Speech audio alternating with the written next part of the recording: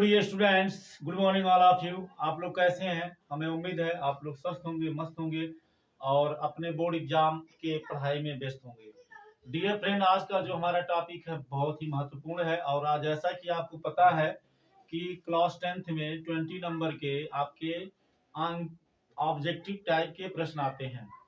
तो उसी को ध्यान में रखते हुए रिफ्लेक्शन ऑफ लाइट के चैप्टर से कुछ महत्वपूर्ण प्रश्नों को हमने लिया है। यह वीडियो 2 पार्ट में होगा। अगले पार्ट में हमारा रिफ्लेक्शन ऑफ लाइट कवर हो जाएगा, ठीक है ना। तो यहाँ जो क्वेश्चन है ये समतल दर्पण से लिया गया है। अगले वीडियो में हम गोलीय दर्पण से लेंगे। गोलीय दर्पण आपका अवतल उत्तल दर्पण कवर हो जाएगा। उसके बाद फिर लेंस चैप्टर से लेंगे। तो फिलहाल आज हमारा समतल दर्पण से बहुत ही इंपॉर्टेंट क्वेश्चन है, कई बार एग्जाम में पूछा गया है। तो चलिए सीधे प्रश्न पे आते हैं और आपको इसका हल बताते हैं। दिया है आदित्य प्रकाश का स्रोत है। तो आप जानते हैं प्रकाश का स्रोत किसे कहते हैं, ठीक है ना। जहां से कोई वस्तु या पिंड जिससे हमें प्रकाश, जिसकी सहायता से हमें प्रकाश प्राप्त होती है, उसे प्रकाश का स्रोत कहते हैं।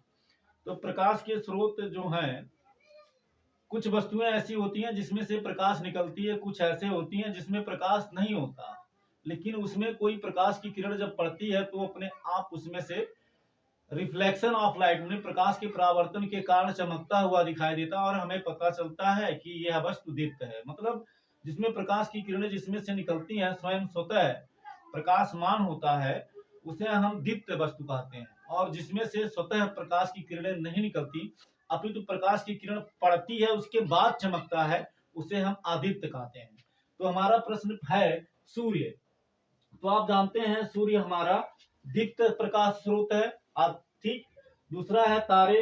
तारे भी, सूर्य भी एक तारा ही है, ठीक है ना। तारे भी चमकते हैं, तो ये खुद से चमकते हैं, इनमें उतना मतलब चमक होती है, इसमें से किरणें निकलती हैं। चंद्रमा हमारा आदित्य है। चंद्रमा में खुद का प्रकाश नहीं है, इसमें सूर्य के प्रकाश की किरण जब चंद्रमा के मून के सरफेस पे गिरती है तो रिफ्लेक्शन की वजह से, मतलब परावर्तन के कारण वह हमें चमकता हुआ दिखाई देता है। लेकिन सत्य तो यह है कि चंद्रमा का अपना कोई प्रकाश नहीं है, तो आदित्य हो गया। ठीक, दूसरा है निर्वात में प्रकाश की चाल है।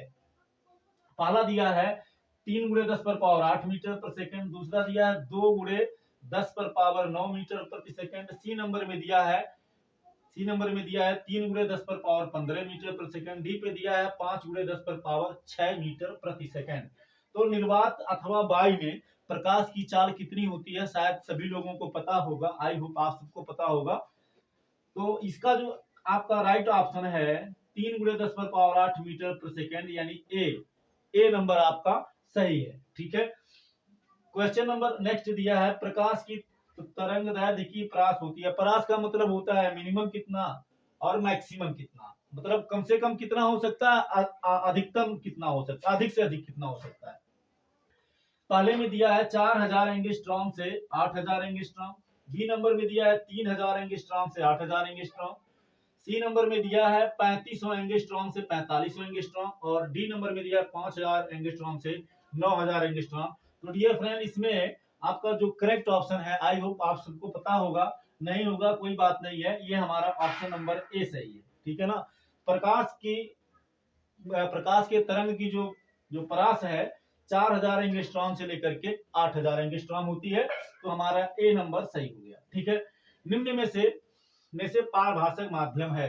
तो देखो माध्यम क्या होता है, माध्यम का मतलब होता है कि माध्यम मतलब प्रकाशिक माध्यम की बात हो रही है यहाँ, जिसमें से प्रकाश की किरण गुजरती है उसे हम क्या बोलते हैं, प्रकाशिक माध्यम बोलते हैं। ठीक है ना। जिस जैसे प्रकाश की किरण वायु में से जाती है तो प्रकाशिक माध्यम वायु हो गया। प्रकाश की किरणें कांच में से होकर जाती है, तो जितना दूर तक कांच में से जाएगा वहां प्रकाशिक माध्यम कांच हो जाएगा।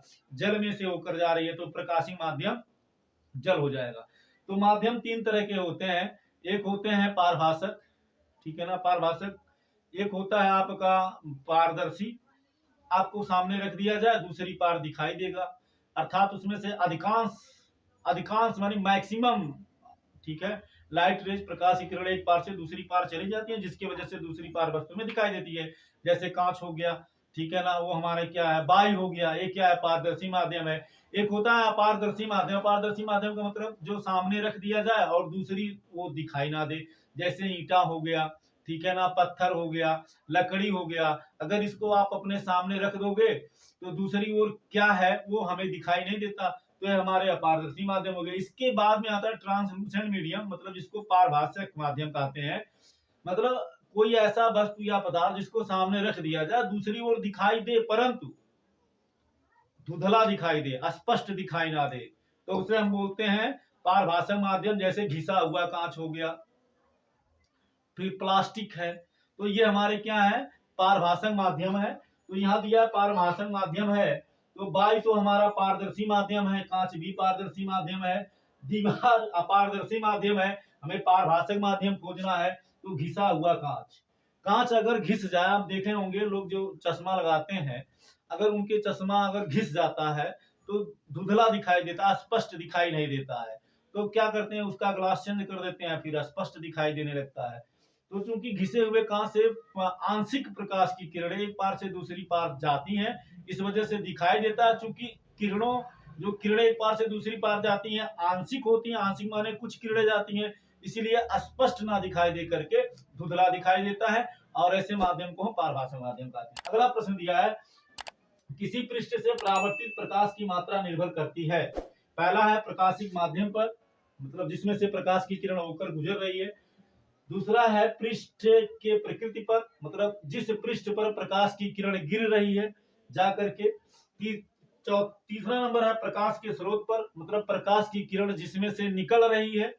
और चौथा नंबर है कोई नहीं। तो आप जानते हैं कि प्रकाश के किसी पृष्ठ से परावर्तित प्रकाश की मात्रा, परावर्तित का मतलब होता है प्रकाश की किरण किसी सरफेस पे गिरे और गिर के टकराए, टकरा कर फिर पुनः उसी माध्यम में वापस लौट जाए। जैसे इस तरह से मान लो ये कोई सरफेस है और यहाँ मान लो गिरेगा, ऐसे आया, फिर यहाँ टकराएगा, टकरा के वापस चला गया, तो ये क्या हो गया, इसका परावर्तन हो गया।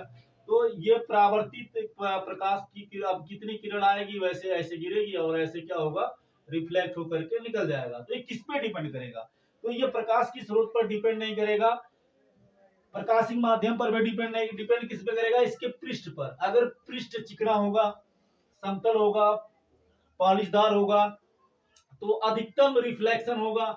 और अगर मान लो पृष्ठ आपका खुरदरा है, खान ऊंच है, टेढ़ा मेढ़ा है, ठीक है ना, पॉलिशदार नहीं है, तो ऐसे स्थिति में रिफ्लेक्शन ऑफ लाइट क्या होगा, बहुत कम होगा, अर्थात निर्भर करेगा पृष्ठ के प्रकृति पर। ठीक है, तो डियर फ्रेंड्स, ये रिफ्लेक्शन ऑफ लाइट ही है। और ये समतल दर्पण के द्वारा, आप जानते हैं दर्पण दो प्रकार के होते हैं, एक समतल होता है, एक गोलीय होता है। तो ये समतल दर्पण से रिलेटिव क्वेश्चन थे जो हमने कवर किया।